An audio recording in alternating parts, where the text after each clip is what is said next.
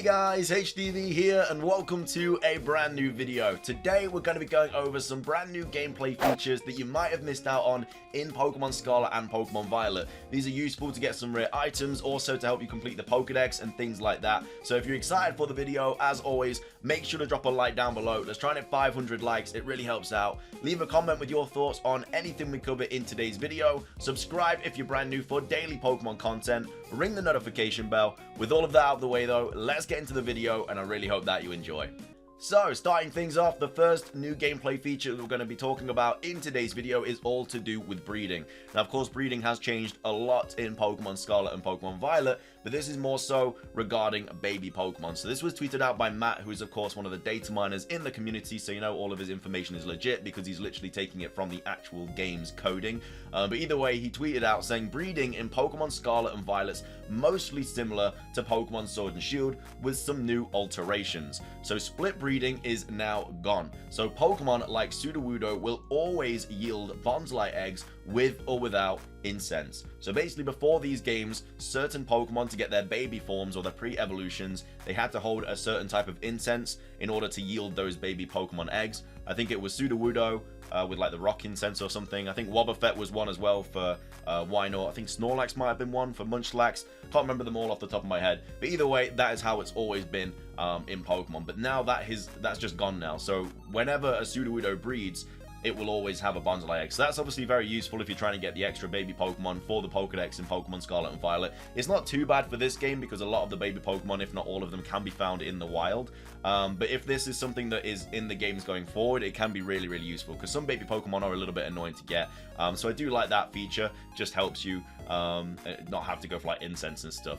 However though, balls, IVs, natures via the Everstone, regional forms, and ability inheritance has not changed. So that is all the exact same as it was in Pokemon Sword and Shield, such as like the ball being passed down from like the female or something like that. Either way, those are all the things that have changed, but split breeding is now gone. So yeah, basically they'll always have like the baby Pokemon. You don't have to worry about incense and stuff like that.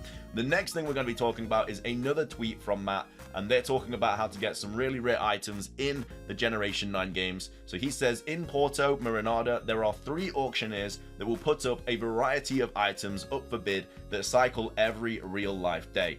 These items include standard items like Pokeballs and potions, but can even include rare items like the Apricorn Balls, the Dream Balls, and gold bottle caps. So this is definitely something you're going to want to check daily, as well as like the outbreaks changing and like the raids changing and stuff like that.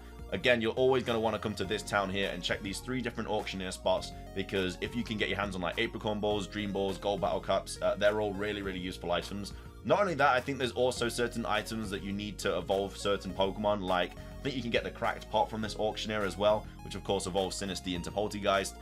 So it's definitely something you want to check out every single day. But yeah, some really rare items you can get from these different auctioneer places in Pokemon Scarlet and Pokemon Violet. Next up, we're going to be talking about abilities, hidden abilities, stuff like that. Now, this isn't really a great gameplay feature. I feel like they've kind of gone backwards with this. But this was another thing tweeted out by Matt saying, in Pokemon Scarlet and Pokemon Violet, the ability patch now works in reverse. So if you use the ability patch on a Pokemon with its hidden ability, the game will assign the Pokemon its first standard ability. So no longer is it like randomly one of the first 2 abilities. It's always going to go from the hidden ability to the first standard ability. So that means if you want the second standard ability for a Pokemon, you'll need to use the ability patch from going from the hidden ability to the first ability, and then you're also going to have to use the capsule to go from the first ability to the second ability. So yeah, I'm not really sure why that is a thing, but it definitely is a step back in my opinion. There's a couple of things in Pokemon Scarlet and Violet that have taken a step back, like taking out the shiny and noise and stuff and the alert, in my opinion. And I think this is another one of those things. Also, before you ask, yes, that is Greninja in the picture there, and it says Greninja's ability changed. Its ability is now Torrent. Greninja is going to be available in the game via Pokemon Home. It's not in the game at the moment, but the coding is, hence why they are able to hack it in and stuff. But the actual kind of confirmed Pokemon is going to be in Pokemon Home. But again, that doesn't come out until spring, either March, April, or May. So it could be like half a year yet before we get Pokemon Home accessibility for Pokemon Scarlet and Violet. But yeah, Greninja is going to be available through Pokemon Home, hence why it is in the game already in terms of like coding and stuff, and why you can hack it in. So that's that. The next thing we're going to be talking about is this, which is still kind of crazy to me. I can't believe this is actually a thing. Never thought I would ever see it. But basically, we have Pinky here saying, a friend just told me you can run from trainer battles in Pokemon Scarlet and Violet, and I haven't seen anyone talk about it. It will knock you back to the nearest Pokemon Center, but you can now run from trainer battles. And that is confirmed. We have Soul Silver right here saying, I haven't seen anyone else say anything about this, but you can now apparently run from battles in Pokemon Scarlet and Violet. Thanks to Roberto and Mega Pinkiena for the discovery. And as you can see, it says, would you like to give up on this battle and quit now? Quitting the battle is the same as losing the battle. So you'll still lose money, you'll still go to the nearest Pokemon Center, or the last Pokemon Center you use, should I say. And yeah, it's basically like losing a battle, but it's just a bit useful because if you accidentally, I guess, go too far from like your level kind of range in the Generation 9 games and you go fight a trainer that you didn't mean to, then you can easily just quit the battle. It will save you the whole time of like losing all your Pokemon and everything like that. And yeah, you can then go to the last Pokemon Center you used. I think it says like, it doesn't say like you blacked out, but it says you like ran away and try to regroup or something like that. It says something like that. Either way, the main thing is you can now run away from trainer battles in Pokemon Scarlet and Pokemon Violet. But yeah, you do, like I say, you still lose money, stuff like that. But that is confirmed. You can now do it. It's a little bit different in these games because trainer battles are only activated if you kind of activate them. Like, they don't just come up to you as they would in previous games. So yeah, I don't know why you would randomly, I guess, talk to a trainer when you know you're like really far away from where you're supposed to be. But either way, if you do want to run away from one, you can. Or if you just can't be bothered to do it, like if you accidentally did it and you're like, I can't be bothered to take on like 4 Pokemon, whatever, you can just run away. So that's that. Really cool new feature in my opinion. The next thing we're going to go over is this by Anubis, another one of the data miners in the community, saying Terra raids are entirely generated with crypto secure PRNG, and future raids can't be predicted based on today's raids. This means the date skip shiny raid manipulation from Pokemon Sword and Shield is not in Pokemon Scarlet and Violet. So yeah, you're not going to be able to, I mean, as we all know, it was a massive thing in Pokemon Sword and Shield where you could just completely make it like a shiny Pokemon raid every single time. That's not the situation in Pokemon Scarlet and Violet. In fact, the odds for raids in Pokemon Scarlet and Violet are even worse. They're like 1 in 4,100. However, though, the rewards are fixed, so share good raid rewards with your friends. So this is very, very useful for like 5-star raids and stuff, or 6-star raids, where you can get Herba Mystica and stuff like that, because that is one of the massive ingredients you need for the shiny sandwiches, which everybody's trying to get. And again, they're only available in 5-star raids and above, I think.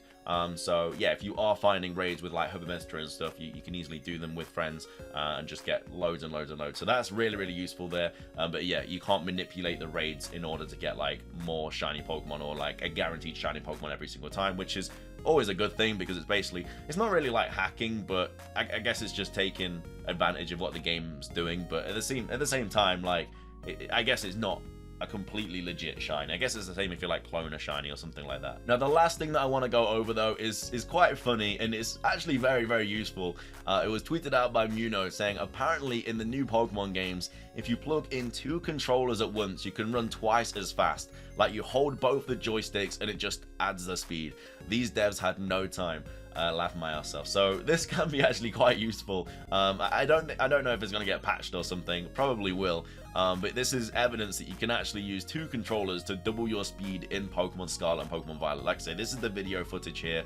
So as you can see, they're just running normally, and now they've done the 2 controllers and you're absolutely speeding through the game. So this could be really useful at the start of the game, obviously before you have Miraidon and stuff, just to get to everywhere much faster. Like, I don't know, if you're starting a new save file to get the other starters, or you're starting a new save file in a different language to get like, I don't know, like a German ditto or something from a pseudo method.